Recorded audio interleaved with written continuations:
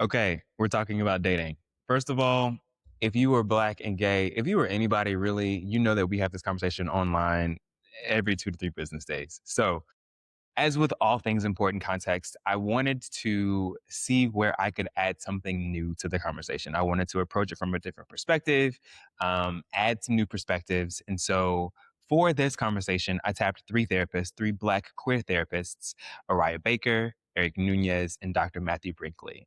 I wanted to go into this, approaching this from the perspective of what can someone watching this conversation take away that they can apply to their actual dating lives? A tool, a practice, a perspective shift, something that will be actually usable in our everyday. One of the things that's frustrating about these conversations online, aside from talking about the frustration, is the fact that a lot of times it's flattened or like the discourse lacks any nuance in terms of like what dating actually looks like. What are we not being honest about? What are we not talking about? So, we covered everything from recreational drug use to being judgmental to the impacts of the church to circuit parties to kink. We covered the gamut. There are definitely some places where I wish we could have gotten a little bit deeper, but I think by and large, we had a pretty expansive, exhaustive conversation. My hope is that everybody finds a little nugget that they can take from it, and that on the whole, at a community level, dating just gets easier. Tap in. Like, it was a lot of fun having this conversation. I'm really, really grateful to my guests for showing up in the constructive ways that they did, being critical, but also supportive. It was a lot of fun, and I hope that you enjoy it. I am Ryan Sides. This is Important Context, and we're jumping into Black gay dating in 2026. All right. Welcome, everybody, to Important Context. Today, we are talking about the state of Black gay dating via the Black Gay Dating Kit 2026. I am super excited for my special guest today, 3 therapists who are going to introduce themselves to you all right now. If each of you all could give just kind of like a brief introduction, who you are, where people can find you, and what you specialize in your practice. Awesome. What's up, everybody? My name is Erick Nuñez. I'm a licensed clinical social worker. You can find me on Instagram at Erick the Baddest Therapist. That's the Baddest Therapist, DABADDEST Therapist. I have a small group practice and I specialize in cognitive behavioral therapy and just psychodynamic talk therapy. CBT. CBT. Dr. Brinkley. Hi, I am Dr. Matthew Brinkley, but please call me Dr. Brinkley. I am a licensed marriage and family therapist. I am also a science-based dating coach, a life coach, and a relationship coach. So helping the folks figure out their love life. And yeah, I love this work. I love this field. And I really appreciate you having me on. Yeah. And Oh, you can find me Araya. at Dr. Brinkley. Sorry. Yes, thank you. And then Araya. Please tell people who you are. Hi, my name is Araya Baker. You can find me online through my website or socials. It's just my name, Araya Baker. And I am in Houston, Texas. I am a therapist who focuses on feminist therapy with queer and trans individuals and couples. Broadly, just identity development, mental health, specialties, maybe trauma, family estrangement. Love that. You all represent very different but important, I think, kind of segments within therapy, especially amongst like Black queer individuals. And so that's why it was important for me to kind of like have this mix. I've seen content from all of you all and really, really appreciate and value your individual perspective, which is another reason why I wanted to have you on. And today, the focus of the conversation, while we are being honest, while we are being critical of ourselves and our Black queer siblings, we are also trying to be constructive. I want people to see this and leave with something that they can apply to like their dating lives to have more positive dating experiences. And at the community level, make it more fun for everybody. Like, dating should be fun. So if we are all taking care of ourselves, then we are also taking care of each other. So that's what's important to me.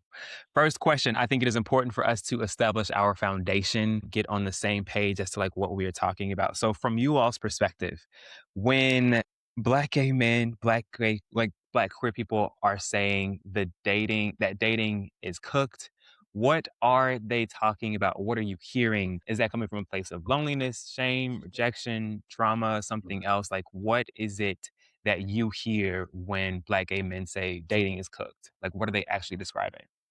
Oh, Okay, I'll go real quick. I think that it is coming from a place of disappointment. I think that a lot of us are disappointed of like miscommitment or lack of participation within getting to know each other or building our rapport. But I also feel like we're not expressing our expectations enough to one another to identify what is expected when it comes to dating. So I think it's coming from a place of disappointment. I'll stop there. Dr. Brinkley, I saw that you wanted to jump in. Yeah, I think it's a mix of everything you just said, from disappointment to past trauma to, being just, I would say that they are just some folks are emotionally unavailable, which is why dating is cooked, but also they're just drained. Dating is draining. To do the same process over and over and over again can really drain your spirits. And I also think it's cooked because people are looking at these social media couples and thinking that that is what they need to aspire to be, instead of understanding that you only see like a fourth, not even that, of what their actual story is. So they're trying to recreate something when there's no real rule book on how we do relationships. So I think that's why everybody's saying we're cooked right now. Yeah, I mean, I have been hearing like a general sentiment of just exhaustion, but I also have talked to Black women who are straight and folks who are not queer, and it's similar. So I can't really discern always if it's like just queer Black men or everybody who's just fed up. But one thing that I would add that's different that no one has mentioned, I feel like some gay Black men are interested in non-monogamy, but are afraid to explore that or discuss what that's like for them. And so they're totally against it. And ironically, these are the same ones who often end up cheating. And it's just like, you could have actually arranged this if you would have said it in the beginning. And this is not anything that I've experienced. It's just happened with multiple friends now where I'm just like, wait a minute, if he would have just simply asked you from the outset, none of this would have happened. It's crazy because, Araya, this is something that I actually have experienced, and I have said on this very show, like the moment, and we're going to get to this more in depth later, but the moment that you introduce the word polyamory or open or fluid or non-monogamy, it is like met with, and this is not everybody, this is not all Black gay men, but in the experiences that I've witnessed in the conversations that I see online, the minute you introduce like that terminology, you were met with like defensiveness, you were met with like being shut down. But then when you look at the actual like dating experience, functionally, so many of us are in like non-monogamous or monogamish or like some form of like a fluid relationship that like exists in that way. And I think the thing that is like really, you can tell that I'm triggered right now. I think the thing that is like really frustrating about this is, to your point, if we were able to be honest about our desires, if we were able to, I think, to like share that in ways that were in safer spaces amongst our partners and amongst community, it would be a lot easier to talk about that and to ask for the things that we want, even when we are uncomfortable, like expressing them out loud, which would then lead to us being able to have healthier conversations, less instances of like cheating for that reason. Like I said, we'll get to that in depth. It is just like so funny that you said that, because I have literally said this exact same thing on this show before. Anyway, Dr. Brinkley, you mentioned you mentioned earlier emotional availability, and so I want to get from you just like, what are 2 or 3 kind of like early, I guess, like litmus tests that people can use to kind of like gauge whether or not a partner is emotionally available that doesn't feel like an interrogation? Yeah, sure. First of all, I have so much to say on the monogamy topic, but we'll put a pin in that. But one thing early on is, if they set a lot of like plans early, are they following up?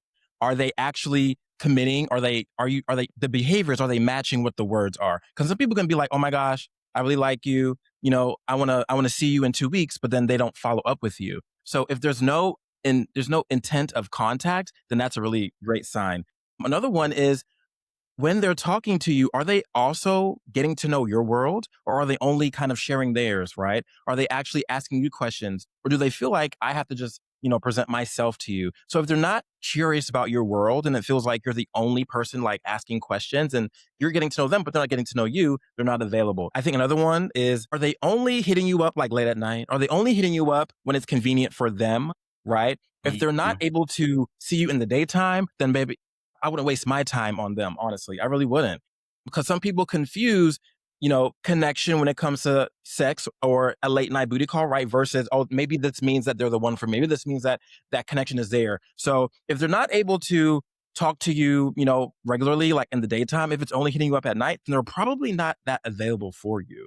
And then also, of course, if they don't believe in mental health, they're definitely not emotionally available.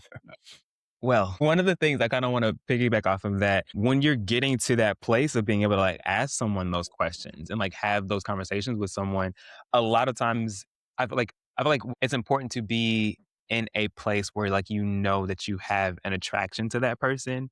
Speaking for myself, there have definitely been times where a younger Ryan was unable to tell the difference between like, do I actually have chemistry with this person or am I just like activated? Like this is like that, those immediate like fireworks and not being able to like know which is which, like which is the one that is worth spending more time with versus like, this is just how I feel right now and we can enjoy it for that. Eric, can you weigh in a little bit on like chemistry versus like activation?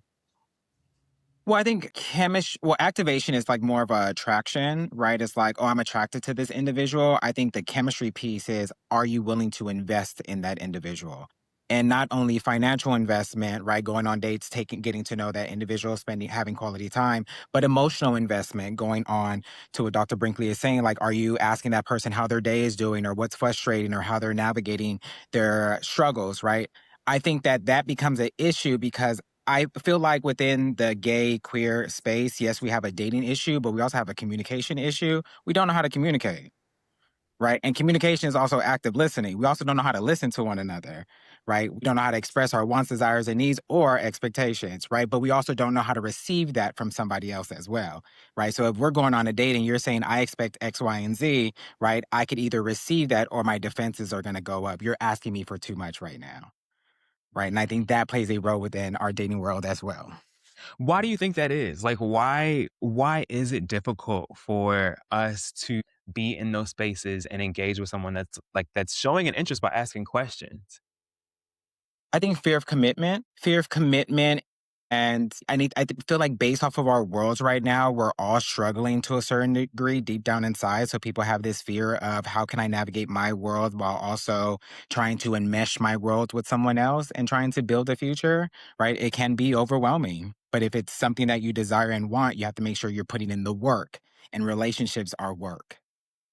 I think to that point of putting in work and acknowledging the work that a relationship is, we've gotten we've gotten so far from the idea of like existing in discomfort, right? Like things are going to be uncomfortable.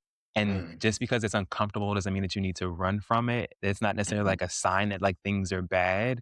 Like for me and my experiences, especially now, like on this side of therapy, discomfort for me has been such a good indicator of like where I need to grow or like something that Mhm. like I'm struggling with. And fortunately, I've had partners that have been willing to like engage in that with me. And I Right. was gonna Growth only happens outside of our comfort zone, not inside of our comfort zone. Mhm. And I was Right. also going to add and say that the reason why communication is so hard is because that's very vulnerable. For many Black queer folks, vulnerability is like taboo. It's so hard. It's like you said, it's so uncomfortable. And that's a Yeah. skill issue, right? We're not taught how to be vulnerable. We kind of figure it out in our adult life, like, oh shit, that's what it means to be vulnerable. That's what it means to let someone see me not at my perfect self because of what we needed to do, right? To survive and to get all these things in life. So I think there is such vulnerability in dating that scares people, right? And they don't want to let people into all the messy pieces of them, but someone needs to learn how to love you in your messiness, right? And I think that's another Exactly. reason why it can be so hard to communicate, especially for us in our community. Yeah. Yeah, I Right. almost oh, sorry. Were you about to ask? No, go ahead. Yep. Yeah, I was gonna say it is a communication issue, but it boils down to a comfort level or discomfort level with vulnerability, which I think kind of correlates with insecurity and a lack of self-esteem. And I feel like a lot of us just don't put in the effort in terms of building ourselves up and healing from past traumas, invalidation from family, the church, professionally, etc. It adds up. And so when we're confronted with someone who actually wants to see the real version of us, that can feel scary. Then also when we're getting feedback from people who are, very familiar with our lived experience, and can see through all of the masks and are telling us about ourselves like in a very straightforward way, that is very uncomfortable too. And so that makes dating very complicated in terms of like staying put and working through the discomfort to build trust. So, That's such good advice. And again, like keeping this in the space of practical, of actionable. I want to hear from each of you. I will start with Araya.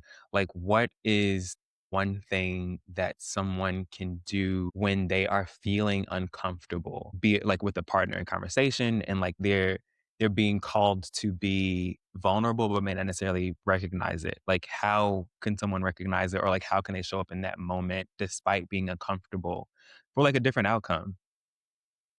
yeah, I think the biggest piece of advice is active listening. Just stop talking and listen. And then if you don't have much to say, just like contextualize that silence. Like, I'm not being silent because I disagree with you or because I am rejecting what you're saying. It might be the first time that you're hearing it. You might be triggered and thinking about things that are coming up as you're listening. These might be things that you're working on currently that you feel insecure about. And so you just don't feel comfortable divulging yet. But let people understand why you might not have much to say. And then I think also just reassuring people that if you don't have much to say in the moment, like you will follow up with, a response in a certain amount of time. Just don't leave people hanging if you don't feel like you have the capacity to finish the conversation. Yeah, that's a big one. Eric, What's the question again? like something that you would recommend in terms of like a tool or a skill or a way of showing up when people are feeling uncomfortable in a conversation, like recognizing, oh, this is discomfort and not running from it. How do they not run from it? Like, what should they do in those moments? Acknowledge it out loud, Ooh, right? Bring it into the big one. space, right? And I think it's like facing, holding that truth, right? Honoring yourself, honoring what's happening internally, bringing it into the space. And then back to what Dr. Brinkley was talking about earlier, right? That care investment, seeing how the individual is going to respond to you, right? But then also, I think this goes back to the communication piece of discussing what you need from that individual in that space. Because sometimes the opposite individual is going to be like, okay, I need to do X, Y, and Z, but that may not be what you need in that moment. And I feel like when you're sitting in that place of uncomfortability, you have to teach people around you how to care for you. That's a good one. And one that I struggle with myself, getting to the point of being able to say, I am uncomfortable with this. First of all, it is you having to know that you're uncomfortable and then being able to like get over it enough to like say, I don't like this feeling right now. And it's Mhm. not necessarily your fault because Yeah. I like so it's so easy to reach for, I am having this negative feeling right now after you said something. So it's boom, it's your fault. And that's not always the case. But Mhm. One more thing. yeah, yeah. So Eric said care, and that reminded me of just an exercise that I do sometimes in therapy with like actual couples. I will like ask them to actually hold hands or like physically touch as they're giving feedback. Just to remember, like, I am physically here with you. I'm present with you. I'm emotionally invested in this, even though I'm giving you feedback that isn't like ideal. And yeah, it's coming from a place of care and concern, not a place of shaming and judgment and fault finding. So that might be one tip for actual couples. Mhm. Absolutely. Dr. Brinkley? Damn, y'all keep taking my answers. So, what I was gonna honestly say first was, like acknowledging it. Then I was gonna say we have to regulate our nervous system. We have to do the grounding or co-regulation, right? Saying I'm uncomfortable, but then you and that person you're talking to can take some time together, whether that's like breathing together, right? Doing something together to both, calm your nervous system. And at the same time, as you are regulating, reminding yourself, okay, this feels uncomfortable and that's okay, right? Reminding yourself that it is okay that I'm uncomfortable. Reminding yourself that this, what I'm feeling, that discomfort may not even be from this person. It may be from a whole different experience. And let me not push my past experience on this current person. So I think there is a piece of reminding yourself that, okay, this person is trying to be a safe space for me. This person is trying to communicate to me and learn from me. I might want to run away, but let me ground myself. Let me say it out loud, but let me also just remind myself that, okay, let me slow down. Let me allow this person to have their experience, not let me put my past experience on this person. So it's like a combination of all those things for sure. Okay, so I have two more questions in this kind of like foundational part of the conversation. We've talked a lot about feeling safe with a partner and feeling safe in intimate space with someone. And I think it's really important for the people that are listening to this and like our queer siblings not bearing their souls in places where they are not safe. How Mm. do you determine whether or not like this is a person that I feel safe with versus like I am attracted to this person and I heard these three butch queens on a podcast say I need to open up. Like Mm. Dr. Brinkley, can you kick it off so we don't steal your question, your answer? Yeah. That's so funny. I think a way to determine, safety versus like unsafety, we do need to pay attention to how, like somatic wise, how is my body reacting to this person? Like, is my stomach in knots? Or do I actually feel calm? Most people, and I actually hate the word chemistry. Most people think that, oh, I'm feeling all these different things and it must be chemistry, but that could be so many different things. That could be past trauma. That could be anxiety. That could be the fact that you're talking to a narcissist that has all the words and they have everything, to just woo you in. Right. So I think paying attention to your body, like how do you normally feel when you're in a calm environment, when you're around your friends, when you're around people that you trust? How do you also feel that way around this person? Or are you crashing out, stressing the fuck out because you're like, I really want him to like me? I think just paying attention to how your body responds to this person in relation to another space that can feel safe for you is one indicator. There's so many others. One indicator, right, that can potentially tell you, is this person safe? Yeah, that brings up the somatic part really resonated with me just in terms of figuring out like, are you nervous about this person? Are you nervous about what you're sharing and discerning the difference between that? There have been times where I was nervous to share something, but I was sharing to someone who was a safe space. And so pushing through that was worth it. And then there were other times where I was literally sharing to someone that I knew would use that against me. And so I didn't listen to my instincts, didn't listen to my intuition. And so I think, listening to yourself and also just like considering the patterns that this person has shown you in terms of their respect for other people's confidentiality and their integrity in other areas of their relationships. Oftentimes you can learn a lot about people by how they treat their friends. We often look to hear stories about how they've treated their exes, but you can learn a lot about people, how they treat their coworkers, their siblings, their friends, everybody. It's all data. And so doing all of that in terms of figuring out if they are a safe person. That's something I personally live by. It's all data. It's all data. Everything is an input. Eric, what are your thoughts? Yeah, people show you exactly who they are. Right.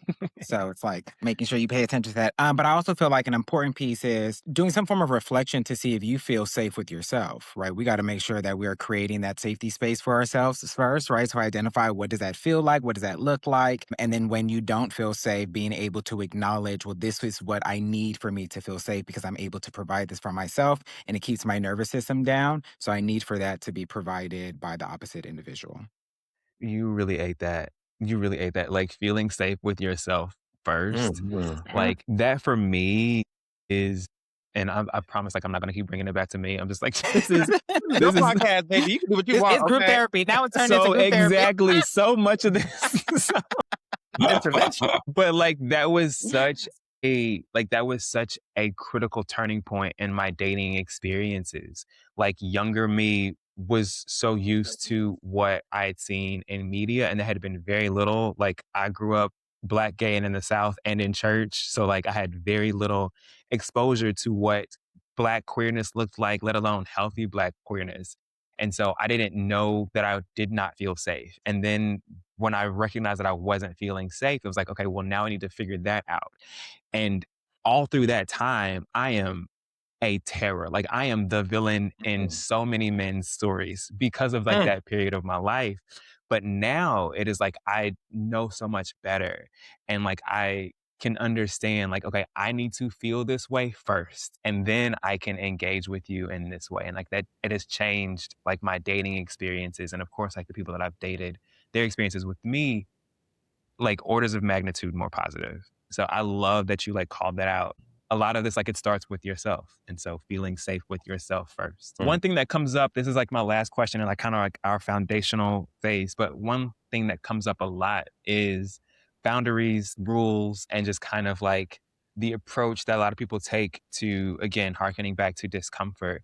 I'm protecting my peace, right? Like I am not dealing with XYZ thing. How should we be thinking about setting boundaries for ourselves that do not keep us from the discomfort that growth requires? I would say that a lot of folks set boundaries, but do not hold themselves accountable to actually follow them themselves. Like you'll say to someone, you'll say, "Hey, you know what? I'm looking for something consistent. I would prefer you to communicate with me this much." But the minute they don't communicate with you, you like do a double text or you send a long paragraph. And it's like, but I thought you said that you were going to, hold the standard. So why aren't you holding the standard? So people like to set boundaries, but they don't always like to follow the boundaries that they set themselves. So I think that it's important to make sure that you are holding yourself accountable as you in your attempts to set these boundaries with the people that you're dating. I think there's a difference between boundaries and walls, and Mm. boundaries can be revised and like renegotiated. Walls are kind of like absolute and permanent. And so I think a lot of people use the term boundary when they actually are setting like a permanent, unmovable, strict barrier to someone communicating or resolving conflict with them. And so that's not helpful in terms of like your own growth. A lot of times when I set boundaries around conversations, it's circumstantial or situational. Like I can't do it right now, but under these other conditions, like I can have this conversation with you. That's a boundary versus a wall. I'm never going to discuss this. It's very different, and it can deal breakers for relationships if you're never willing to discuss something. So Yeah, and I would just to add on to that, I think to be able to set boundaries is to be able to know your capacity, right? To see what you're available for and what you're not available for. So you really do have to sit with yourself to see what do I have the capacity for and what I don't have the capacity for in the space. So it's going back to checking in with yourself to see where you're at. Yeah. Okay, so that is just kind of like our foundational period. Right now, we want to get into some more just kind of like intimate questions and like cutting to, I think, more of like the difficulty that people are experiencing in dating at kind of like more of a specific level. So I'll start with sex and intimacy alignment. What is the cleanest way to ask for clarity when the sexual connection is strong, but maybe the intentions might be misaligned, which I think is that happens a lot when we're in that gray area of like this is a hookup or this started as a hookup, but like now we've seen each other a couple times and we're in that like gray area of like, am I interested enough in this person to like see where this could go, or is this still this thing? Like, how do I get clarity on like sexual intimacy in those situations? I think by just being honest and upfront, right? So are we just fucking or are you looking to connect, right? Are you Right. trying to just make this one time fuck, ongoing fuck, or are you trying to fuck forever? Okay. Right. Just being direct about the dynamic, right? If we already have that sexual chemistry and intimacy, let's follow up and follow through to explore more about like, well, is this what it is, or is this going to grow into something? One of the things that, because we've come back to this about like honesty and like being upfront, one of the things that like and I think I've talked about this on the show a little bit, but like when you're getting like feedback in your dating experiences, one of the things that like I've heard so much is like, you are so clear and honest. And it is because like I do that. Like I can be anxious sometimes. Like I'm not a Mhm. particularly anxious person, but like there are times where like I will spiral over something. And I've since learned like if I feel that, the only way that I'm not going to feel that is if I ask and get the answer. And it has been like a breath of fresh air to just like get it off my chest. And then like you can deal with it like how you deal with it. Like I'm always going to try to communicate it in a way that's like tactful and like respectful. But like I'm asking because like I need this information. My body is telling me that I need this information. And the amount of guys that have responded to that and been like, that just made things like so much easier. Why do you all think that like that is a thing? Like that people are not as, I guess, kind of like forthcoming in that way. I mean, we come into the gay world usually hiding who we are. And that is just, that's our normal, right? We hide before we let people in. And it'd be different if we were born into a world where, being Black, queer, all the things were accepted right away, but we're not. We have to hide Yeah. so much in the beginning. And we kind of hold on to that until we learn, oh, wait, I am able to experience this sexual freedom, liberation. I can be free. So full disclosure, I'm married, but I'm also in an open, relationship. So on my Jack profile, I have literally everything that I want to do. Half the world says that's intimidating. Half the world says that's great, right? Because people don't communicate as what we were talking about. They're so afraid to get rejected, let people in. And so I think that's a big reason why, is because we kind of come to the world learning that we're supposed to hide. So we're not supposed to let someone know all of our secrets because they'll get rejected as we have been in the past. Can I just add real quick something to that? It's interesting how we like fear rejection, yet we reject ourselves from the opportunity in the fear of rejection. So in hindsight, we're really rejecting ourselves in that moment, fearing the rejection from other people. I just want to put that out there because I think oftentimes we don't realize how our internal defense mechanisms are harming us versus helping us. Because Would you you say literally that's a have control thing?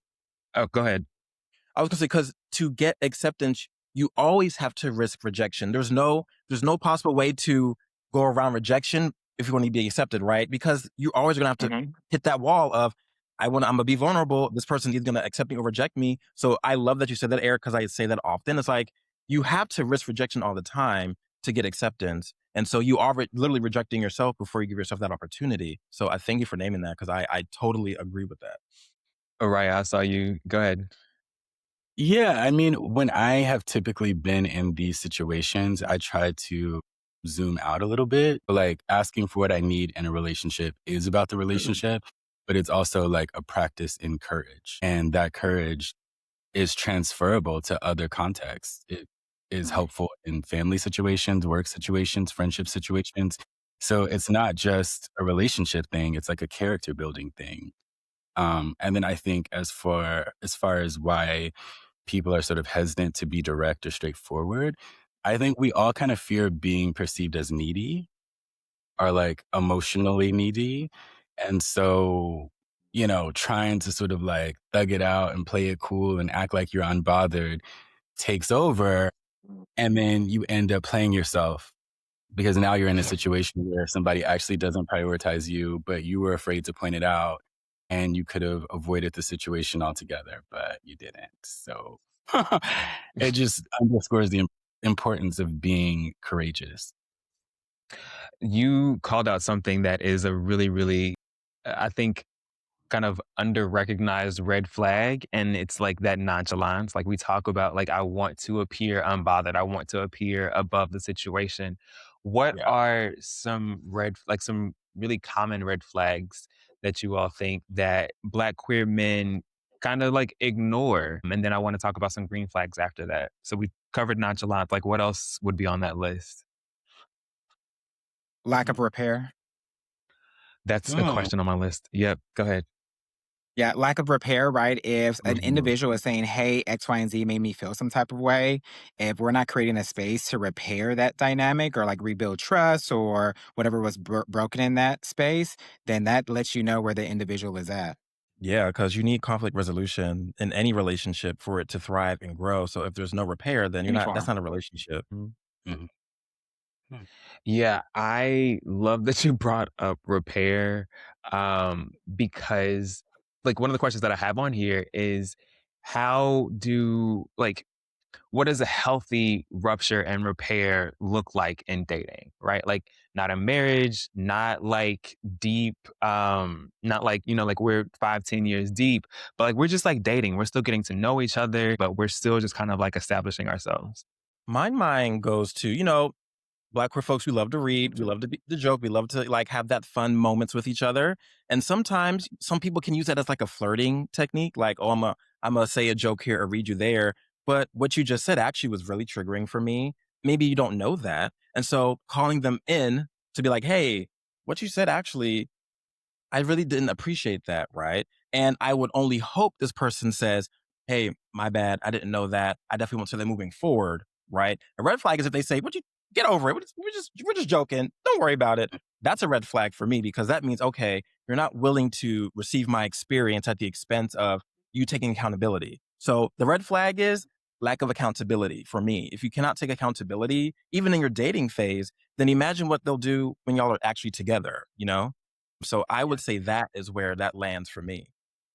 An individual who's able to provide a space to talk it out. I think that that's where the real repair happens is being intentional about creating a safe space for us to have dialogue since we are in the getting to know each other phase, right? So it's like this is where we allow each other to showcase more of ourselves, right? And I think that what would be so helpful is that if we went into these conversations trying to understand the other individual versus trying to win the conversation, then the flow of the conversation would be better. But I think oftentimes when we're being called in, our defenses go up and that may trigger us. So then we see conflict as battle when we can have conflict and I can still have love and respect for you.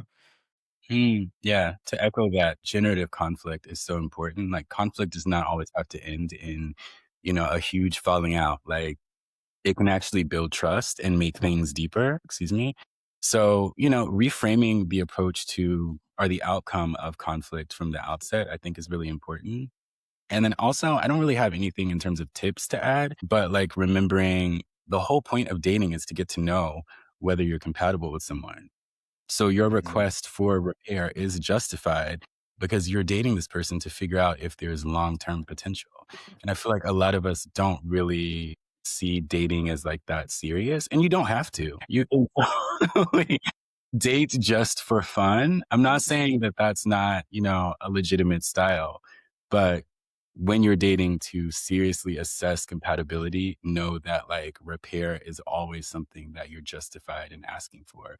It's like, I think it was Dr. Brinkley said, like, if they can't repair while dating, then you're in for hell when you're actually dealing with real conflict as a full-time partner, for lack of better words. So, I love that, like, we've talked about like, we're talking about this in, like, the dating phase, right? And I think going into a dating scenario, there's sometimes misalignment there. Like, if I'm going on dates with somebody, let's say we go on 2 dates, we're dating to me. And I am clear about that with my partners, right? Like, are we in a relationship? No. Are we seriously dating or committedly dating? Absolutely not. But we are dating. And I don't think there's anything like wrong with that so long as like the expectations are understood. But go ahead, Eric.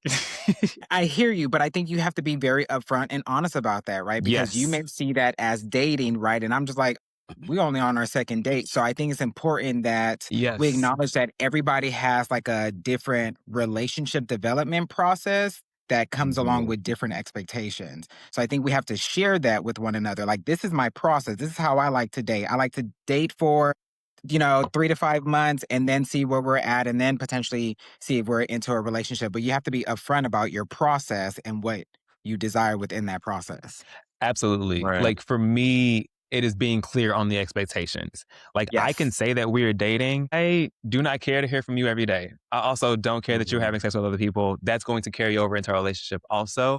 But these are things that I am upfront with you about. If not before the first date, definitely by the first date. But it's less about like what you were naming in that space and more about like what the expectation, at least for me, it's been like what the expectation is in that space and you all being clear about that very, very early on. Excuse me. And I'll even add to that and say, yeah, for me, by after day 2, asking, do you still want to date? Like, hey, we've been on Oof. 2 dates. Do you still want to date? Or yes or no? Because some people, they're afraid to ask out of rejection. And then you're wondering why you're in a situationship, right? Because you got no clarity at all. So I Mm. think that at least by date 2 is get, okay, do you even want to still date me? Because I actually want to date you, but do you still want to date me? And you have the right to say yes or no. And in that moment, just like Eric said, you are also naming your process. You're letting someone know, hey, Yes. I'm wanting us both to be accountable of are we going to keep this thing going? Because I don't want this to turn into a okay, what is this? What are we doing now? So at least by day 2, I'm asking the question, hey, so do you still want to keep dating or not? And if so, what does that look like for both of us? And we talk a lot about like what it feels like existing in like that unclear space or when you feel somebody like pulling away. But I think the opposite side of that, like it feels so good when somebody says like, "Hey, I'm actually really enjoying this. Do you want to continue?" It has been like one of like the best experience, like one of the best feelings in my dating experience. I love that you called that out. And can I add to that? Because you have to also be able to receive that someone wants to continue with you. If you have this, we talk about attachment styles and, whether or not am I actually attaching to someone? And if you have a lot of anxiety around, I think, Araya, you mentioned like self-worth and things like that. If someone is telling you that they want to date you, but your mind goes to, no, they really don't. Why would they want to date me? Then, that's going to be a flag too. If you can't receive when someone wants to pour into you, then it's not going to work either. So that is that self check piece of you want to date so bad, but are you able to receive when people want to date you? Because if not, then you are wasting both of y'all's time, right? So there is that self development piece of I need to be able to receive someone wanting to be with me. Like I need to understand that I am worthy of this because if I don't receive them wanting me, then I'll never be able to date anyone. So that's another thing I wanted to just add to that too. What is because this is kind of niche, but it does come up in conversation a lot. But when you find yourself in a situation where like you were expressing an interest in someone and they kind of like pull back, or you can see that they're having that internal like second guessing, or like there might be some insecurity there, like there might be like a not recognizing like their own worth or value. How do you show up in that situation for yourself and for them? I try to sit in this place between everything is about Eric and nothing is about Eric. And in those moments, right, if I see that there's inner turbulence happening in that individual, right, and they're pulling back or they're showcasing some form of defensiveness, I always tell myself, right, like that has nothing to do with me. That's all internal, right? So I have to leave that there, right? And I can't take that energy on because if you take that energy on, that is going to chip away at your ego or self esteem because you're going to start then creating narratives that may not be true, right? Oh, this person doesn't really like me. I may not be good enough, X, Y, and Z. So if you are expressing that you are interested in an individual and you see that they are showing up differently, it's just identifying that that's a them issue, not a you issue.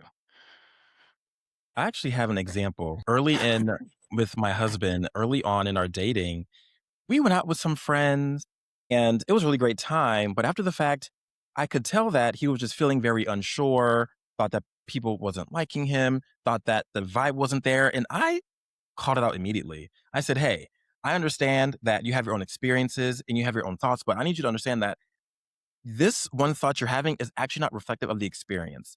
These people love you. These people really appreciate you. I really appreciate you. So I hear what you're saying, but I'm going to respectfully disagree, and I really want to encourage you to be your biggest cheerleader, in these moments. So what I did was I actually called it in and said, hey, I noticed the uncertainty there, the not really sure. I really like you. So I really want you to work and reflect on that. And he did. No shade, he did. So that's how I went about it. I just called it in because I really liked him and I really wanted to invest in him. So I didn't want to run away right away because I saw that. I Yeah. did want to give him a chance because people can learn and grow and change at the same time. Maybe they never had that person to call them in about that experience, especially while dating. So I think that's what I did in my situation. But of course, it varies on people's capacity, like Eric was saying, and how people operate. I love that you brought that up. I want to see both sides of that coin. Like that was really important that you said in that moment, "Hey, I'm recognizing that you're experiencing this. I want to like affirm and like reiterate, here's what I'm feeling so that you're not worried about that and so like you aren't running away with the story that is not reflective of like what's happening right now." How do you think or how did he in that moment respond? In that moment, of course, I think it was a shock value because I don't think he's ever been challenged in that way, especially not challenged the way I would challenge him. So he wasn't challenged, in that way before. So I think it was a shock, but then I eventually he settled into it and said, okay, I think maybe the next day he was like, hey, I get what you're saying. I definitely that was a lot of my stuff.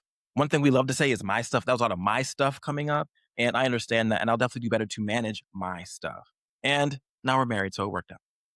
See, hate that. One of the things that has been helpful for me is like recognizing where this is like a me thing versus like a them thing and like being able to like catch it. That we have especially in online discourse, we've gotten to this place where the accepted phrase is like, your feelings are valid.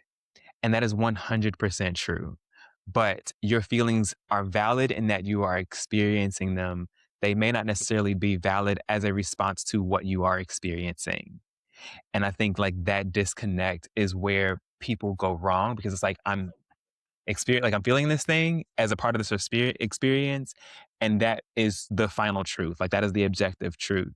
And I don't know that people know how to like create that separation, or like to step outside of the moment to recognize that like, yeah, this actually had nothing to do with you, babe. One of the things So Actually, oh, in sorry, my go ahead. years of being a therapist, I actually hate the phrase "your feelings are valid" because people take that and run with it. I honestly do, and I'm sorry if people come for me, but that's just for me, right? Because that is so true. What you're feeling can be so true for you, but feelings are not facts, right? And some people Yep. believe that, well, my feelings are valid, which means that I am correct, and that is very far from the truth of the situation. So that is such a, to me, even it's like pop psychology now to be like, your feelings are valid, but just because they're valid does not mean that that reads the whole situation, right? Because what's valid for you may not be valid for me. And we just have different experiences, and we need to be able to hold the complexity of two different experiences.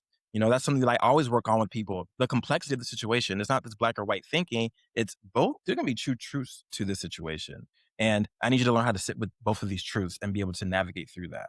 Araya, I saw you wanted to jump in.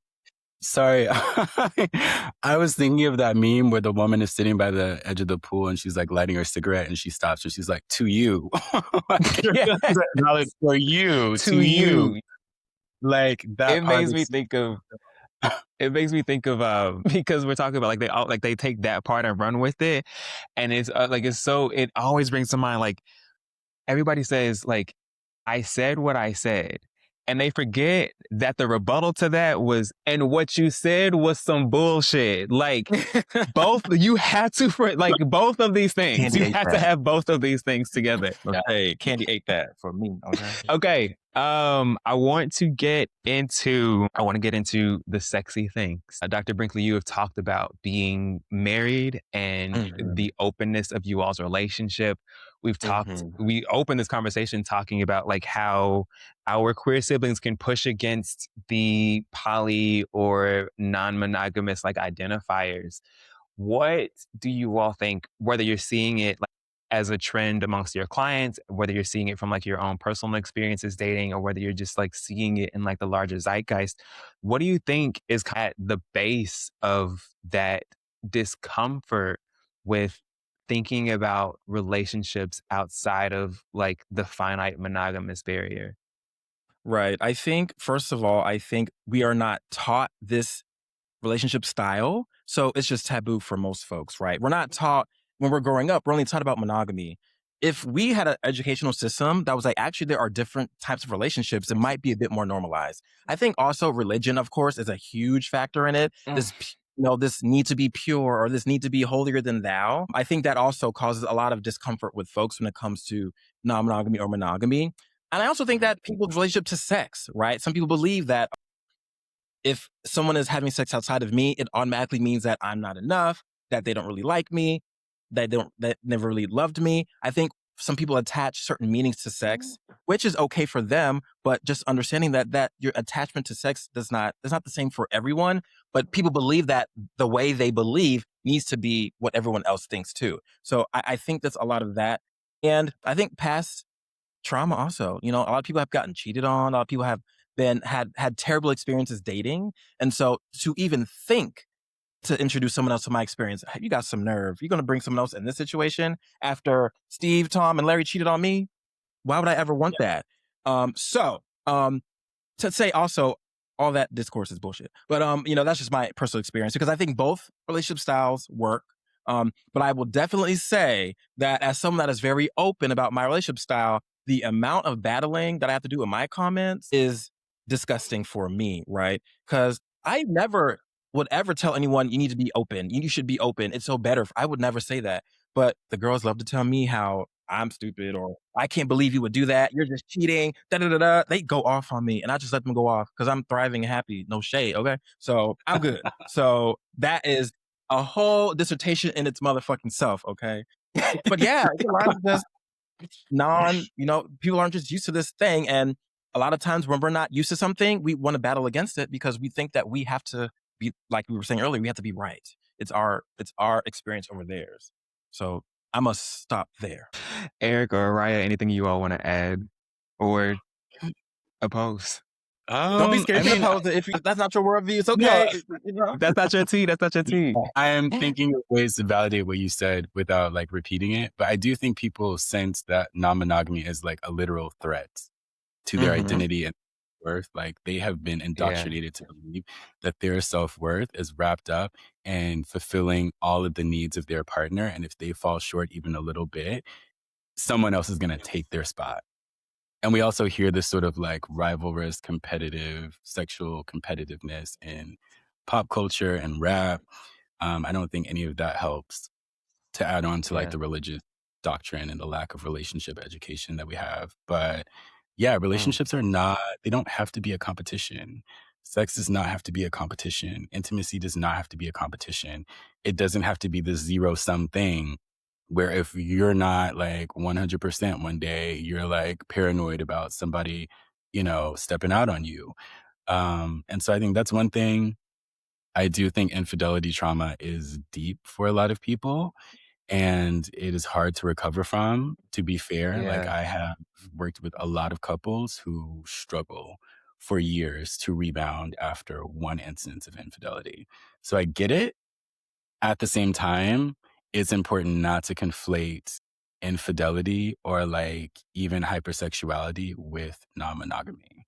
Like there are people in open relationships who the open part does not involve sex. So the fact that people's mind automatically jumps to sex is like really just like, I don't know, it's a faulty thought. And then the last thing I was going to say is in terms of relationship models, like non-monogamy actually requires more communication than monogamy, in my opinion. So once you find that healthy model of non-monogamy, even if you are monogamous, like I would still look to that type of relationship to figure out how to communicate better in my monogamous relationship than other monogamous relationships because they're navigating all these dynamics between people. That requires more intentionality. So there's a lot to learn from non-monogamous people. And to name what you're saying, right? Someone might hear that and say, oh, you're saying that non-monogamy is better, but you're not saying that. You're just saying that this is a piece of non-monogamy that monogamous folks could learn from, right? So I just want to also put that out there because someone could take that and run with it. But I really appreciate you naming that, right? A lot of monogamous folks could learn from non-monogamy. You don't have to do it, but you can learn from it because folks are having a lot of more conversations that y'all are afraid to have. No shade. So Yeah. I like that you said that. Yeah, I won't say it's better, but I will say it does require advanced communication, advanced perspective taking, advanced just like negotiation of boundaries. Like it's an advanced level sort of crash course on relationships. So I was going to say, Erick, you were looking to the side and scratching your neck, and I'm definitely clipping that for a meme for this. Like, it was so good. It was so good.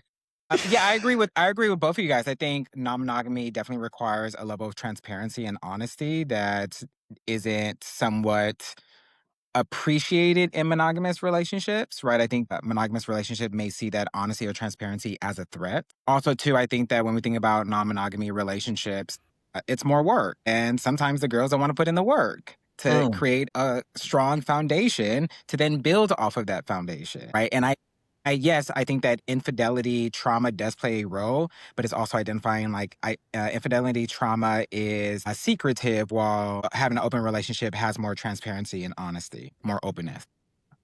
For sure. I want to add one more thing, especially because we're tying this, our Black queer experiences. Black queer folks are often, the word I'm trying to say is, we are glorified, right, for our body parts, for our dick, our ass, right? A lot of times that is literally what we are fetishized for. And so people internalize that, right? They do start to believe that, well, my worth is literally tied to my sex, my capacity to have sex, and my ability to perform sex.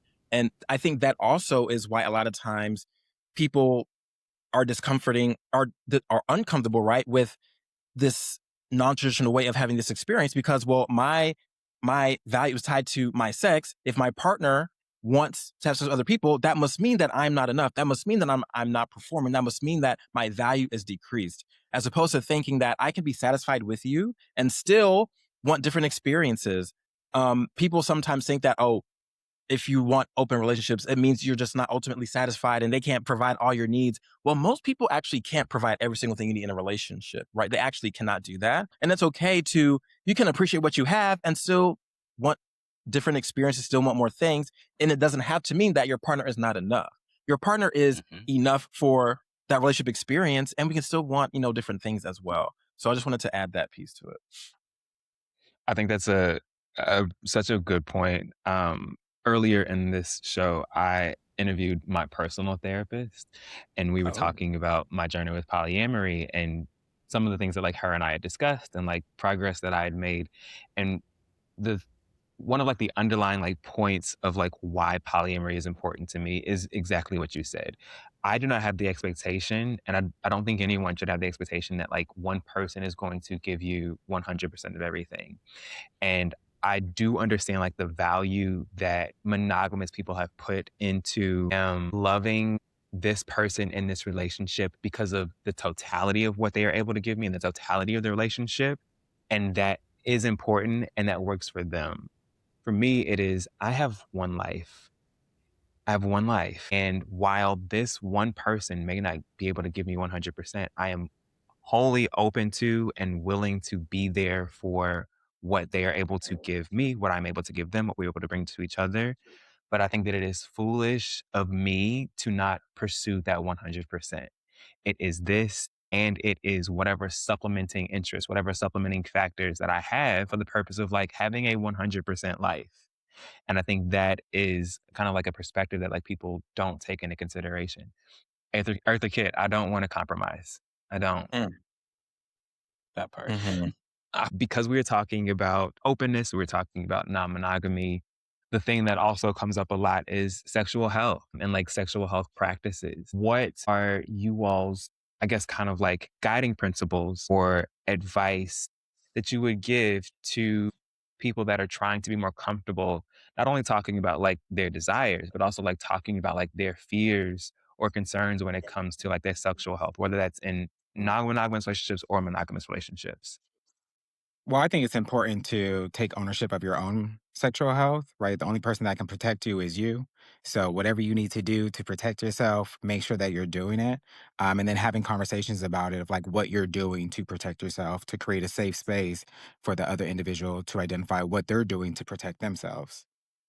And educate yourself. There are so many folks in our community that are so ignorant to a lot of different things. Like some people believe that if someone is diagnosed with HIV, that means that, oh my gosh, then I can't date them. But no, you equals you, right? And so we need to understand that we need to learn.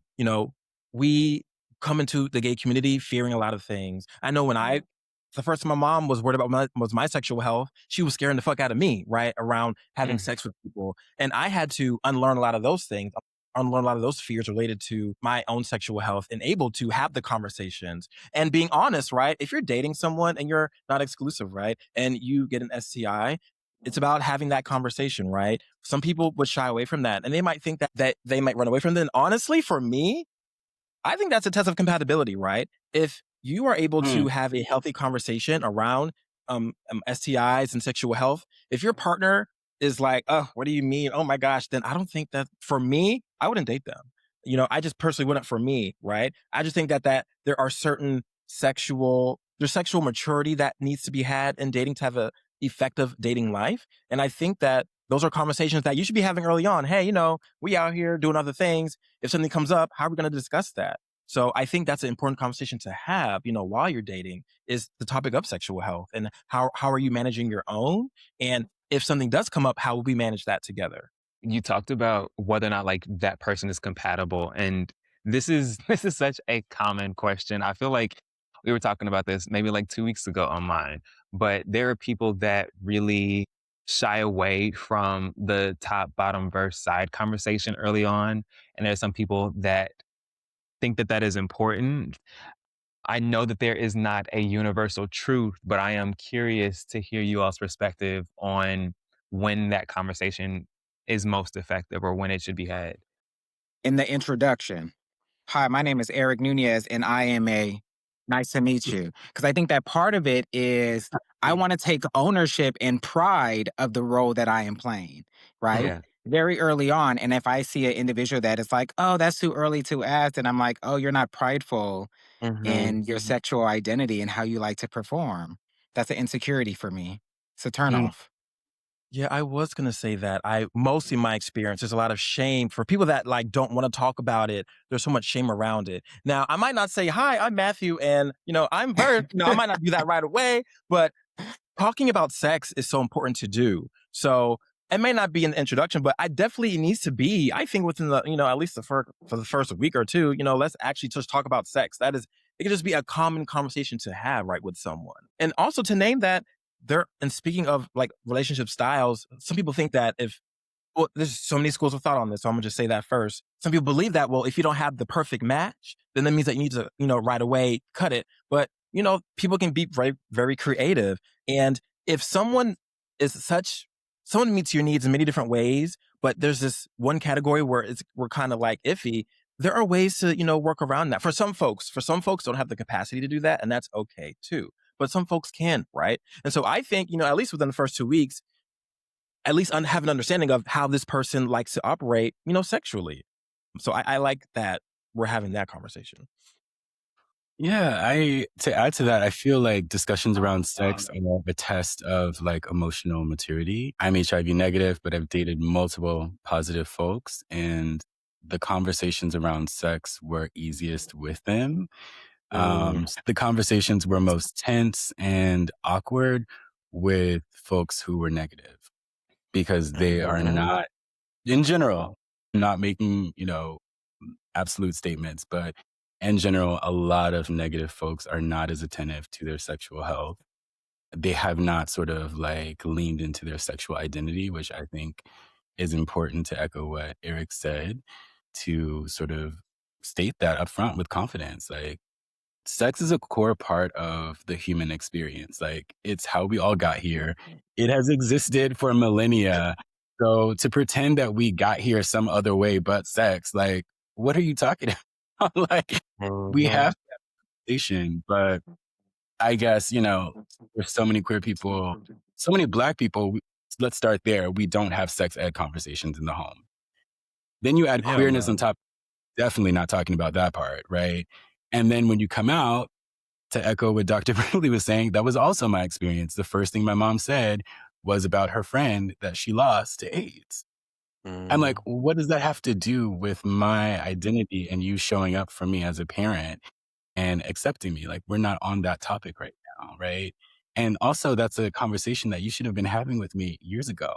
Like, mom, like, why are we just now talking? Why did it take me coming out for you to have a sexual health conversation? And so, yeah, my point is that it is a test of emotional maturity, compatibility, of self-esteem and self-worth. And I also think that in terms of compatibility, there are ways to navigate like role incompatibility.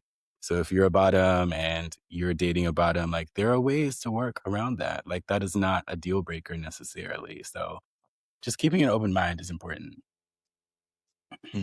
Araya, you brought up sexual identity, and I think that's a really good segue into sexual identity requires exploration and it requires like a level of curiosity in order to be willing to like find that out about yourself.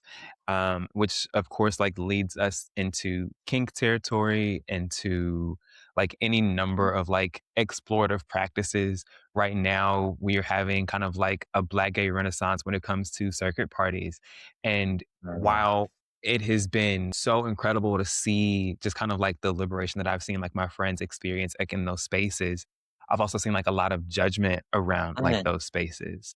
And so like I'm really curious like you all's thoughts on like the conversations that people are having when it comes to being judgmental of like circuit parties, when it's being judgmental of recreational drug use. Like how do you all engage in helping clients or just like impacting more positive conversations around those things? I first want to start off by saying that, first of all, I claim that I am a dark room baddie. If it's a dark room, I will be there with my knee pads on and my thong socks with my lube, all the things. I will be there, Period. okay? The amount, and I hate, and this is the part I hate to say, I hate that I usually see other Black queer folks, the folks standing around. Like, I've literally been in spaces where folks have been judging other girls in the room. I'm like, if you're so judgmental about this space, why are you here? First of all, it's like, you know what? I want to give people grace because, maybe they're scared. They want to like venture in and learn from it. We all need that experience to learn from it. But at the same time, it's like, I don't think you should be in the space that's supposed to be liberating, literally judging folks for, just expressing those or having fun. So there's a lot of judgment in our community. And of course, once again, in the black queer community, once again, we are still, like you said, it's a renaissance, but it's giving act one still. Okay, let's be clear. It's still giving act one. We are still learning how to be up in the space and learning how to share space and really embody it. Because as much as there are many people thriving in that space, there are so many people still needing to unlearn certain things in order to actually be effective in that space. So I'll start there. Erick, Araya, anything that you all wanted to add to that? The question that I want to get to, rather the answer that I want to get to is, we know that there is a way to appreciate that. Like, if you were not interested in that space, there's a way to appreciate that space without being judgmental of that space. I think people have to learn that, but like, that's a bigger thing around like where you place judgment or like how you were feeling that elicits that response out of you. I'm more interested in the people that may be curious or may be interested, even in like their heart of hearts, right? Like, they have not necessarily expressed this outwardly, or like they're wrestling with it internally. What would be like some tools or advice or like mental frameworks for them to kind of like engage with, to get to a more comfortable place of allowing themselves to explore in those spaces? And it doesn't have to be as far as being a darkroom baddie, right? Like just in general, like how do you break out of like those kind of like self-imposed confines? Yeah, I mean, I feel like one thing that's important to keep in mind is that like the public perception of queer sexuality is very political. And so any sex negativity is a slippery slope to homophobia. And I think it's hard for people who are more like sexually reserved or conservative, which, they have their right to be how they are. But it's like, Yeah. you're still only able to come out because of the folks before you and other generations who were more bold and sex positive, right? And so when we think about Pride, for example, there's often this critique of like, well, why isn't it like this cute family friendly event? And it's like, well, it's not for straight people. Like, this event exists because straight people pathologized queer sexuality, made it seem deviant. And so now the task is sort of like uplifting all of these things and saying, hey, no, this is part of the spectrum. And this is the part of the spectrum that they're not allowing you to see. And so, yeah, I think that is helpful just in terms of like a reframe. Again, if you're more sexually conservative or reserved, that's fine. But don't yuck someone else's yum and realize that like sex folks have always been at the forefront of queer liberation and rights. So we kind of owe them. We're indebted. That's my Absolutely. favorite thing. Don't yuck my yum. I live by that. I love that. And I'll add to that. Thank you so much for saying that, Araya. I think a way is to, if you're curious, I think, first of all, just accepting the mindset that it is okay that you're curious. It is okay that you want to understand different experiences. I think first, just allowing yourself, just challenging that thought that says, I shouldn't have these thoughts, and simply saying, well, maybe it's okay for me to have these thoughts. I think start there, right? And then I do think there are soft ways to introduce this. And I'm gonna go back to like dating, right? If you're with someone, I love a yes, no, maybe list. I love on like pleasure chests and these different experiences. You can literally download a list of different sexual behaviors. You can say yes, no, or maybe, right? And that's such a cool, fun way to figure out what you're into. But I think ultimately, you will never know what you like until you experience it. For me, I am someone that's very experiential.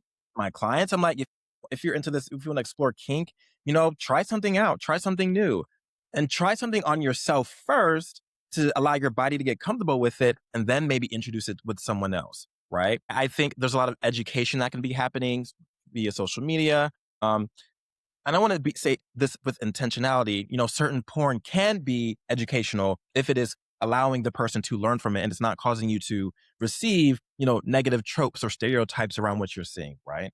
So I think some really important ways are a yes, no, maybe list, challenging those negative thoughts around you being curious, allowing yourself to have different experiences, try things out, and understand, just be patient.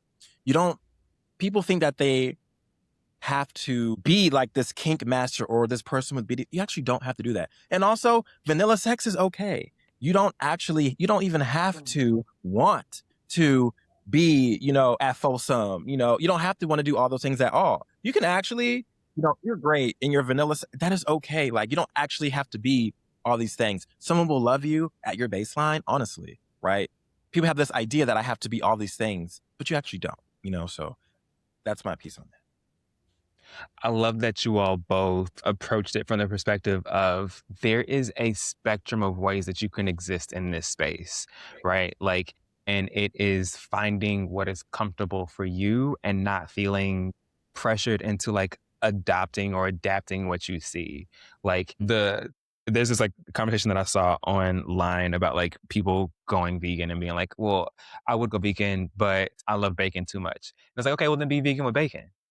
Like you have options, like you have the agency to be able to do the thing that you want to do on your own terms. And that I think is like kind of like the more applicable lesson to like so many of the topics that we've discussed is deciding what works for you. Erick, I know you were out for just a little bit, but is there anything that you wanted to add about just kind of like approaching these sex positive spaces from like a place of curiosity if you were unfamiliar or like have not been in them before? Yeah, I would just say that you have to curate the experience that you want, right? Like fuck what everybody else is doing, do what you desire and what you want to do. But I think when we're in those spaces, we feel the pressure of trying to conform to other people. I need to adjust to the space versus the space adjusting to me. Yeah. Mm-hmm. This one is this one is we're going to go hard pivot, y'all. This is a really controversial topic and has been for quite some time.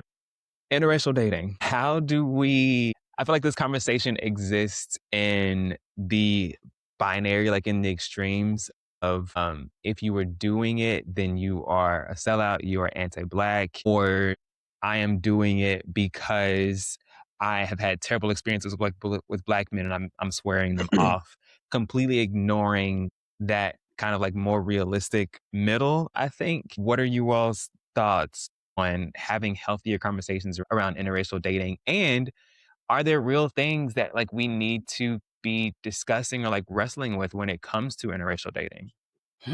Well, when we talk about interracial dating, are we talking about Black and white? Are we talking about Black and Hispanic? Are we talking about Black and like Okay. Important what are we actually context. talking Okay. about, Yep. right? Because as a Erick said, biracial baby, man, I said in multiple right? spaces, baby. So I need to know. As a biracial man, I don't see anything wrong with interracial dating, but I think there is Yeah. judgment when we see a Black person with a white person, then it becomes Yeah. some form of conflict. Or Mhm. if we see individuals like, I'm not sure if you guys are familiar with the young gentleman who was doing an interview and he was like, oh no, I only date white Oh guys yeah. as a Yeah. Black man. I Like saw if that. there's like shame or stigma around like, oh, I don't touch that, I don't do that, then that becomes Yeah. a deeper issue. Then I'm gonna have judgment on there because it's not that you don't date people of color because you're not attracted to them. That means that you're having some form of internal conflict with yourself and your own identity and prefer the opposite race. So I think we Mm-hmm. have to be more clear around, well, what exactly are we talking about when it comes to interracial dating? What populations?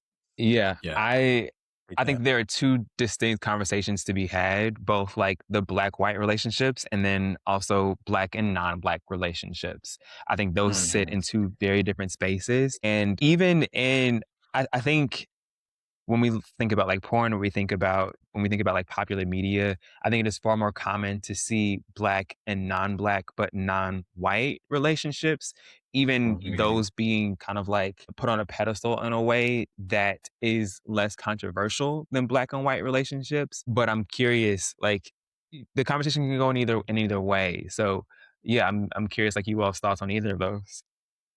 Yeah. One thing I want to name is I've definitely, the school of thought, right, is if you're dating outside your race, then whether it's white or someone that is just, someone that is a POC, right, and just not black, right, there's a school of thought that, oh, there's something ultimately like wrong with that person. And I do want to add that there are so many different elements that go into, right, who you're dating. It could be your environment. I know many black people that grew up in Wisconsin. It was the only black person, in their entire community. So I can understand that. And I'm gonna wake it up and I'm gonna be so honest. Unfortunately, some black folks, a lot of their trauma has come from the black community as a queer person. So unfortunately, that can also push you away from wanting to stay in house. So I do want to name that, right? Which I don't think that gets talked about enough. That unfortunately, some of our biggest bullies have been us. And that can push people away from wanting to invest love in us because, well, this community has shown me that they don't love me. So maybe someone else will, right?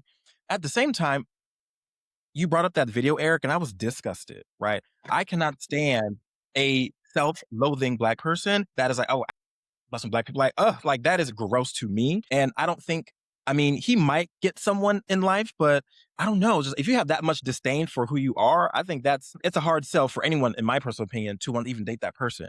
So I just think that there's room to have compassion for folks that want to date outside their race. But we do have to sit with, well, why, right? And if that why is rooted in like disgust for who you are or a part of your community, then that is unfortunate. And that's going to take a lot of, for me, therapy to really unlearn that experience. Yeah. I'll add one more thing. For people that are wanting to date outside their race, I need you to be vetting these people that you're dating because I've had friends that have dated outside their race, and then they'll come to me. It's like, oh my God, he said something racist. Well, where was the vetting process at before that happened? Right. And not to say that people need to be perfect, but it's no shade. If you're dating someone that is not black, I don't want you to be perfect in that arena. There's no room for there's room to mess up and learn. But if someone is constantly being discriminatory or putting you down or making you question if they're appreciating your blackness, then I'm going to question, why are you still with that person, right? Why haven't you removed yourself if you completely are getting harmed by someone, in these spaces, right? So I need people to hold themselves accountable and make sure they're vetting people if they look different from them. Like, does this person have the capacity and competency to be with me? And if they don't, then, and if you haven't moved on, why is that? And if they do, then, honor that and take up for them in that space. Because that can be a very slippery slope if you keep dating people that are not black, but you're still complaining how they're not treating you right. It's like, okay, well, I need you to look within the room, and because you're the common denominator in that scenario. So take some accountability for how that relationship is playing out as well.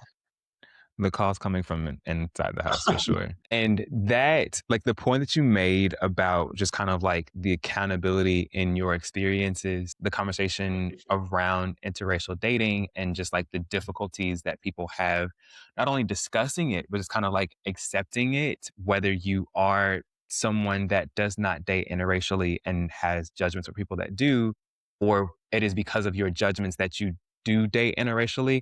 All of that sits under the umbrella of these other things that we've talked about, and like how trauma and past hurts or your own insecurities or lack of education or just like general ignorance, all of these sit under the umbrella of like your negative dating experiences. When you, as a clinician, as a therapist, are seeing the underlying factor in that thing, how are you leading them to acknowledging it and then kind of like identifying the ways to heal and move from those places?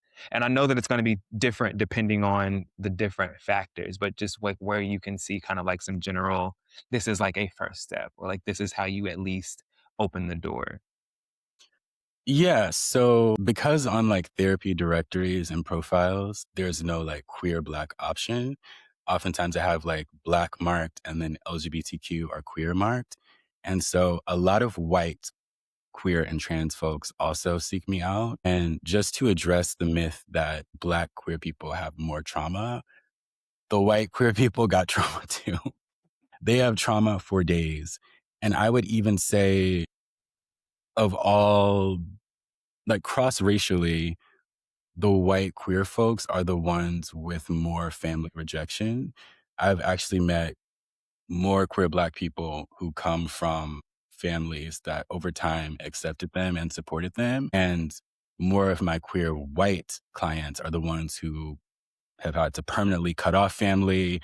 They're 10 years into trying to like reckon with a dad who's homophobic or, you know, a mom who's homophobic. That is not necessarily the case just because Black people are on the whole more collectivistic and communal and value family. So I usually start there. I bracket my own frustration around this topic and just start with the fact like, you know, what were your thoughts around white people growing up? Like, were you taught to romanticize white people? And not just in terms of like seeing them as more beautiful physically, but like, were you taught that white people were like smarter, were more civilized, were more progressive and open-minded? Because if you were, you may end up in the position of sort of overestimating how well they're going to treat you and underestimating how well folks could treat you. And yeah, I think it just involves people being more honest. Like, why are you dating this person? And also recognizing that because of this communal stigma, you have to be prepared with an answer when people interrogate you. You can also choose to remain silent if you want, but know that people will fill in the gaps.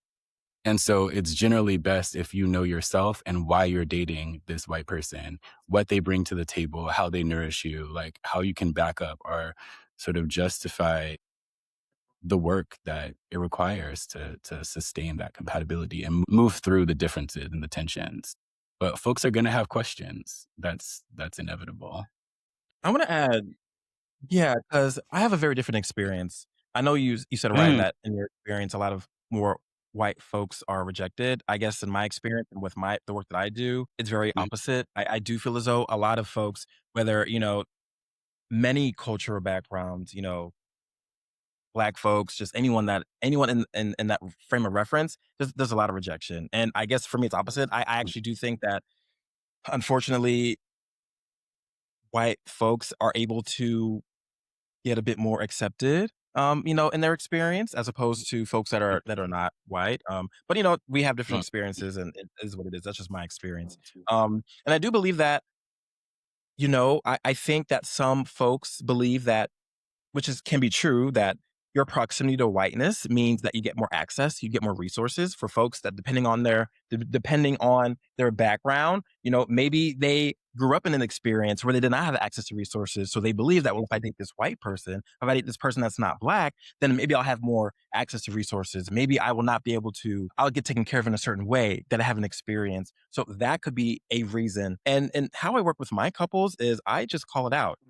Eric, you said earlier that certain relationships take more work. An interracial relationship takes more work because you are dealing with this person does not have my lived experience at all. So I have to make sure that I am naming this. I have to make sure that I'm holding them accountable in this. And so I'm like, y'all, this is going to take a lot of work. And it's going to be a lot of uncomfortable conversations. It's going to be a lot of making sure that you are checking in and checking yourself. And you have to be allowed to be called in because there's going to be a lot of unlearning that you probably have to do to show up in a really great way. And specifically, how this white person has to show up and take care of this Black person, right? I'm just named that as well. Because typically, unfortunately, it is the fact that in my experience, the Black experience is not being honored by the white individual. That's just my experience, and I'm working with my clients, unfortunately. And so you have to understand that if you are choosing to go in this direction, right, then you're going to have to also be patient with this person and allow them to learn from you. So calling them in session, having the conversations there in session. Okay, so you're Black and you're white. So let's talk about it. How is that for y'all? What is coming up? What's been going great? What isn't so great?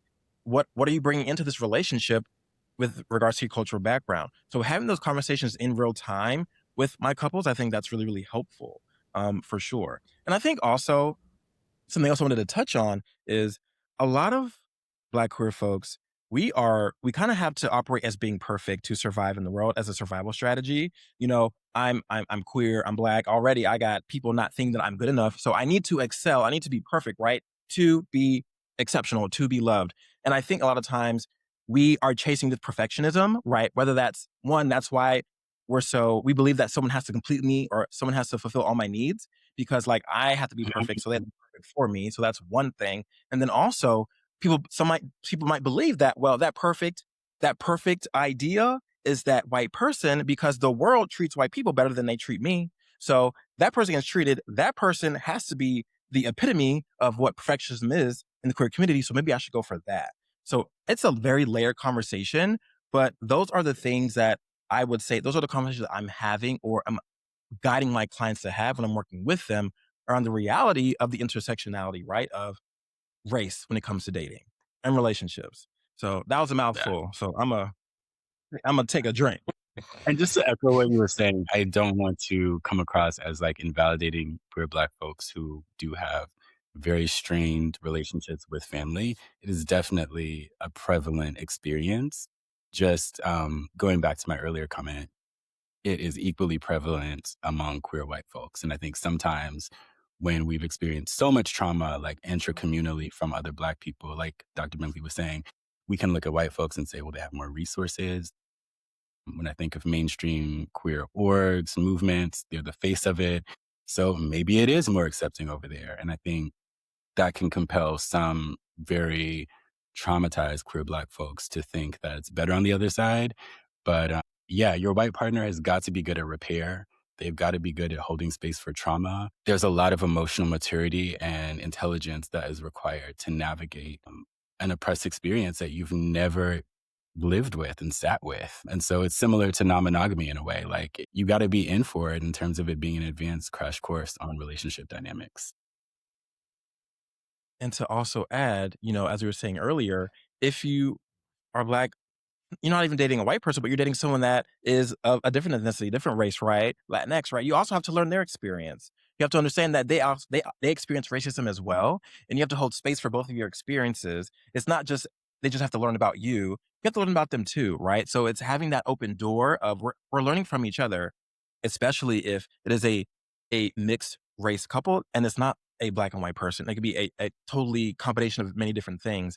You also have to learn their experience and learn what they've experienced and learn how they deal with, racism, how they deal with life and just navigate that as well. Just wanted to name that as well. Absolutely. Erick, anything you wanted to say to wrap this part up? No, they did. Good. They Yeah. said it.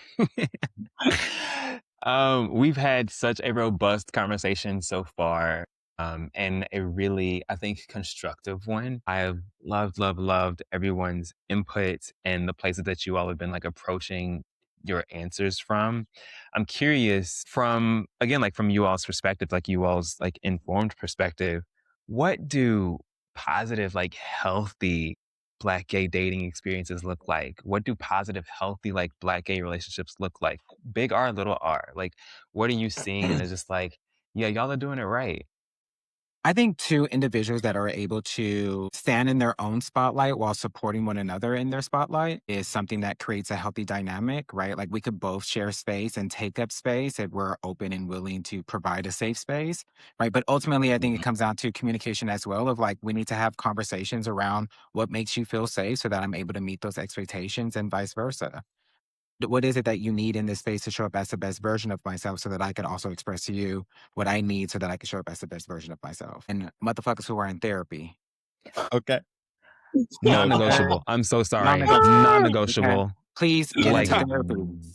Right. And I non-negotiable. understand, yes, community is healing, but the blind cannot lead the blind. So don't always check in with your homegirls because they're not going to be able to give you the best advice. And stop Right. using Chat GBT because it's a fucking AI system and not a human being that understands the Right. human experience. Right. And I'm Erick Nuñez, and welcome to my TED Talk.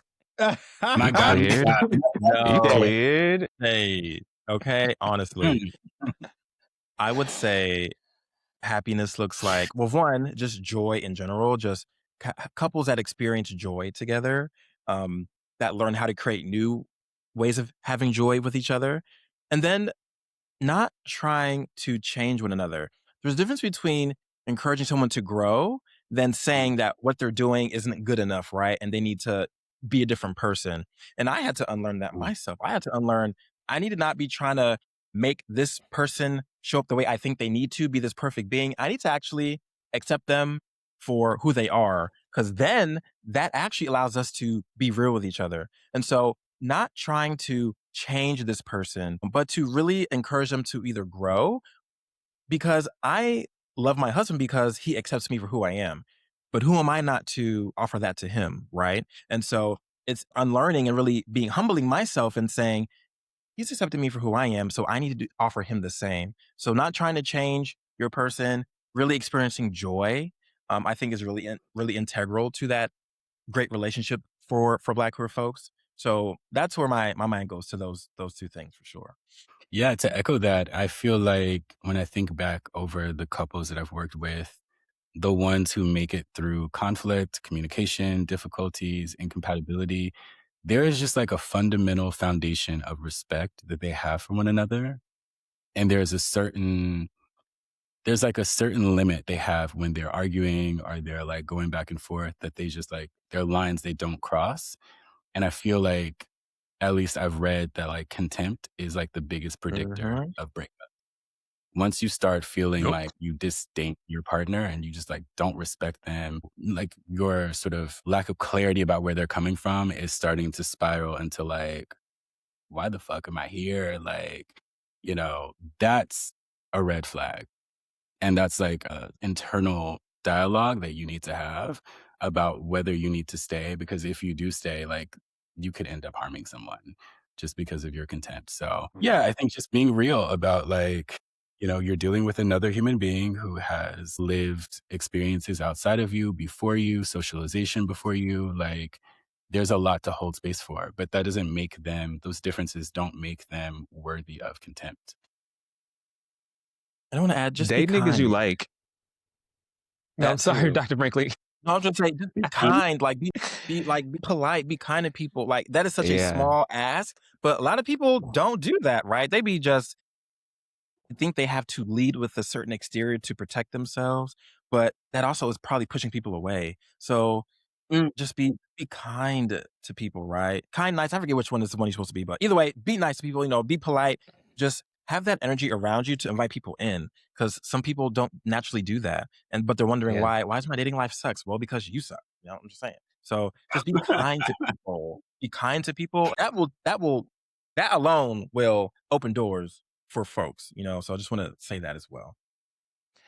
Your video talking about that, like your dating life sucks because you suck, like that was immediately got my attention. I was like, nail on the head. Yeah. Yeah, because no one will We're take wrapping. accountability. No one will take accountability. It's always 10, 20 different reasons outside of me why my dating life is not working. Well, baby, Hmm. out of all the 20 reasons, you're a part of all those things too, right? Right. So if you can't take accountability, once again, how are you gonna do that in a relationship? So you got to look within. The cause come within the house, like we said earlier. So you need to look at, what are you doing? Because there's probably something in there that you're not acknowledging. Yeah. So we are wrapping up. I have two more questions for you all. One of them, because I think that it is affirming, it is reassuring to hear when people that you were learning from have been in situations that you have been in and like how they navigated them. So like you all as like therapists, what have what has been like one major lesson that you learned about yourself in dating that you had to change or like grow to adapt to become like a better partner or to show up as a better part of someone's dating experience? Hmm. Mm. This smile. I I have had, oh no, please go, Eric. Please go. I have learned that I am a lot. I require a lot, and I'm okay with that. And I'm aware that some individuals are going to be able to manage that a lot, and some individuals are going to reject that a lot. And I'm okay with that process and duality. If I'm a lot, it's okay for someone to find some, less than. I'm comfortable with that. But I'm Mhm. also a lot and expect a lot, but I'm upfront about what I expect. I'm also aware that, when I'm expressing that I am a lot and the individuals are like, well, that's a lot for me to handle, I also sit in a place of understanding that, right? Yeah. And that's not a turn off. That's not a straight like red flag for me. But my question after that is that, well, do you see yourself trying to progress to figure out if you're able to manage this? Because if you're not willing to progress to see if you're able to manage it, then this is not going to work. Such a good follow-up question. Like, it is so easy, I think, especially when we are getting like talking about like walls earlier, is like, this is who I am, right? Like, I think so many people have gotten to a place of being able to say, like, this is who I am. And then like if they're met with that, like that pushback, or they're met with like questions, then there's no follow-up of like, okay, well, yeah, like, are you able? Like, are you even able? Are Are you you even interested? are you willing? Right. Yeah. Right. Like, I think that, yeah, I think relationships also are no compatibility. Yes, it plays a major role in relationships, but I feel like that is like on the back burner now, is really identifying, is the individual willing to yeah. participate, willing to show up, willing to understand, willing to learn, willing to be curious. So if I see that willingness, then I'm like, okay, bet this could turn into something. Yeah. Right. That was such a good follow-up question. Right. Araya, Dr. Brinkley, things that you all have learned in your dating experiences. For me, Uh, it's interesting. It's almost like the opposite of Eric, but related to my femininity. I had to learn that my femininity will be loved, accepted, cherished, celebrated, because in many of my dating experiences, it's the exact opposite.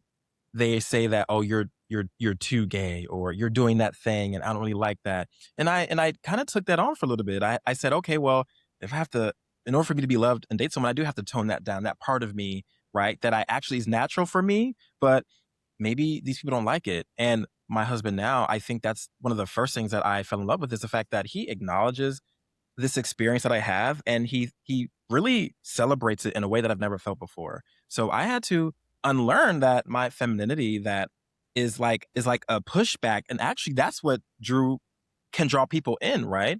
And so I had to unlearn that this part of me is actually not a lot. It's actually amazing. It's great. And this thing that I got shamed for literally my entire life can be the thing that someone sees and really cherishes that for you. So that's what I had to, really learn or unlearn, that part of me that has been shamed for so long can actually be that thing that brings someone in, which allows me, right, to be more of my authentic self. So I learned a lot from that in my dating experience. And I'm really glad that I had that mindset shift to where I am more comfortable being who I am today.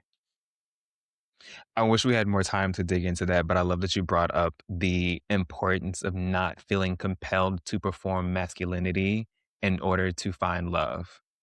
Like, Hmm. I think That's that a is like a prison for so many of us, but like getting to a place of like acknowledging the ebb and flow between masculinity and femininity, or like where you sit naturally, and like owning that, and like how that, like in the right person, the person that sees you, that will be valued, that will be cherished, whatever that looks like.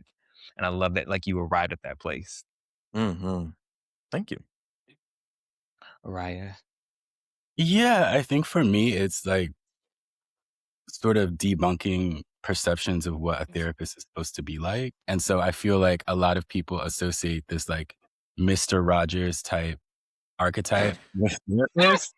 And so it's like, I don't know what you think is going on in therapy, but like, it's literally uncomfortable conversations all day. And most people are coming to talk about conflict. So if anybody is willing to broach an uncomfortable topic and like bring up the fact that there's tension, whether I'm just like, noting that like your body language changed or your like tone of voice changed, like it's gonna be me. So I don't know why, some folks tend to think like, well, I thought you were a therapist when we get into the realm of conflict and I'm like navigating it like a therapist and like saying, hey, like, this is how you're showing up. This is how I'm showing up. Let's talk about it. Or, this was triggering. You know, it's like people think that you're just supposed to take anything and be this passive, docile Oh my doormat. God. And that's not really what therapy is about. And that's not really what therapists do. So, yeah. I've had really strong reactions to me setting boundaries and to me just like both seeing Hmm. manipulative behavior and just like calling it out. It's really shocking to people because I think they associate me with a safe space, but also like a space that is just like totally like boundaryless and Yes.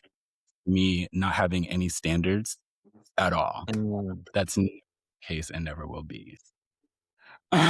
Brought up the response to people, like people's response to your boundary setting. And it's always not at all funny, but funny to me when people don't believe you or like people don't believe me. And it's like, it's it's like a shock when I say that like this is a boundary for me, and then I respond in the way that I told them I was going to respond. And then they're just like, "Wait, why did you do the thing that you told me that you were gonna do? What do you mean? What do you mean? Like, No, we're actually not speaking again because I told you we would not be speaking Right. again if this like."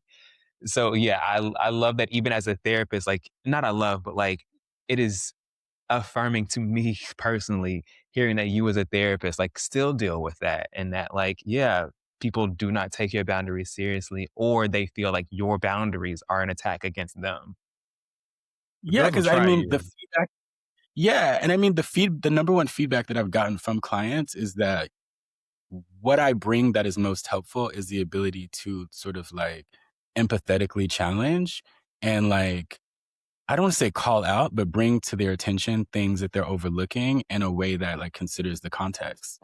But they're definitely giving me feedback about the ability to show up and point out things that other people aren't pointing out. So it's like conflict facilitation is the number one thing that I'm appreciated for as a therapist. Why would you think that I'm not going to bring that to a relationship? I don't get it. So yeah, that's my piece. Right. And if your therapist is not calling you in, you are wasting your money. Okay. So Mhm. please get a new one. Just saying. Yeah. And that is such a good springboard for our final question. And this can be something that you spoke about earlier in the conversation. This could be something that you're introducing new. But like, if there was one thing that you would advise our Black queer siblings to try for the next 30 days in terms of impacting their dating experiences in a positive way, Hmm. what would it be? I'll start not as a therapist, but as someone that dates for fun. I would love if the men that I date or the men that I come in contact with, when we come to that place, if in the times that it gets uncomfortable and the times that like you recognize a feeling, even if you have not named it yet or you aren't sure of like the source of it, if you could just take a beat before you respond. If you could just take a beat, and this Mhm. isn't for me, this is for yourself. If you would just take a beat for yourself. And like even if you do need to drag me, even if you are well within your right of like dragging me, you will be so much better resourced if you take that second to recognize that feeling, to understand like where it is coming from, to then be able to say to me, I do not like that this thing happened, or I do not like that I am feeling this way, and here is why. Because like if we are doing this for the purpose of like going somewhere. That could be to the bedroom, that could be to the aisle. It is not to the aisle, but for the purpose of this conversation, it could be either of those things. And if we are Mhm. going somewhere, we have to figure out how to get there together.